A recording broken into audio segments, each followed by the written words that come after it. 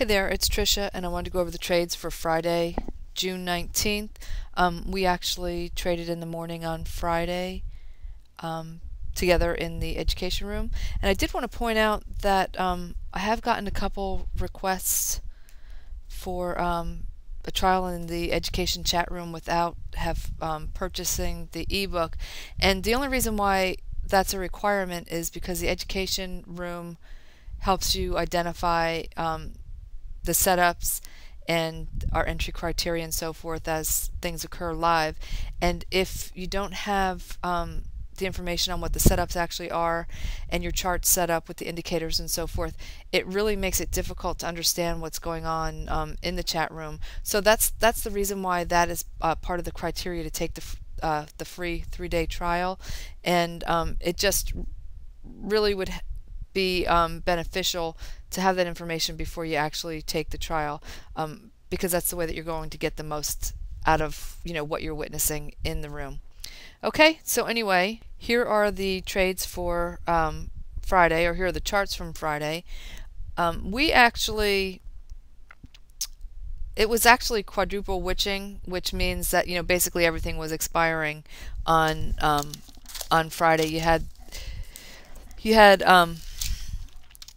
the stock options expiration, you had the futures options expiration, the futures expiration, and then the single stop futures expiration. So everything expiring on the same day. So again, some people say that it moves the market, it makes it more volatile, and other people say that it makes the market behave pretty much sideways. So we just decided that we would just see what came our way and take something if it actually set up. So that's what we did. So you'll notice in the morning we actually had a trend line break here, but what I wanted to point out was that you have this resistance area to your left here, and that area there you can see on our smaller tick chart was right at a resistance area based on a midpoint on the floor trader pivots. So if you were willing to try that, basically you'd enter in above the high of this bar here. Usually we use half a point above this bar here, and your order never would have gotten taken, so you would have just canceled it and just waited for the next trade setup. But if you took it, you would have been anticipating that it would have broken through that area, and when looking at the daily chart, it was actually a pretty strong area of resistance. So nothing wrong with trying it if you had your order in. Obviously it didn't get taken anyway. Now I did want to show you we have a 200 tick and a 512 tick chart, and we actually had a setup over here, a scalp trade set up on the smaller tick chart, but our trend indicator was not in line for us to take that trade. So this is a perfect example of having both of these smaller tick charts up. We actually had a short setting up on the 512 as well, based on the squeeze. So we decided to take that, knowing that the 917.75 area is right below us. So what we did was we put our first profit target just above that, and with the anticipation that if we didn't break through it, then we would just flatten and cancel. So that's what we did. We basically got 3/4 of a point on that trade, and then on our remaining shares, as it started to turn against us, we flatten and cancel our remaining orders, and we're taken out at our entry point on our remaining contracts. So it worked out for a very small profit, but still wasn't a loser.